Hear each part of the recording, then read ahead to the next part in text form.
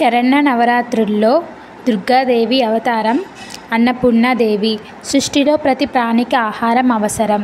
ఈ ఆహారంను ప్రసాదించే దేవి అన్నపూర్ణాదేవి. విజయవాడలో కనకదుర్గ అమ్మవారిని శ్రీ అన్నపూర్ణమైన అలంకరించి పూజిస్తారు. అన్నపూర్ణాదేవి అవతారమును అమ్మవారికి ఎరుపు రంగు చీర సమర్పిస్తారు. పాయసం, రవ్వ కేసరి నైవేద్యంగా అందిస్తారు. శక్తి ఆరాధనల కోసం శరన్న నవరాత్రులు మించినటువంటి రోజు మరొకటి లేదు.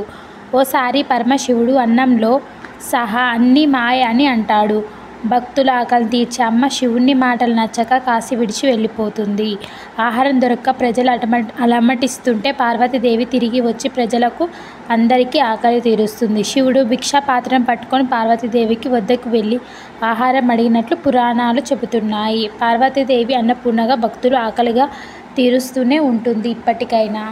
ప్లీజ్ సబ్స్క్రైబ్ చేయండి, లైక్ చేయండి, షేర్ చేయండి.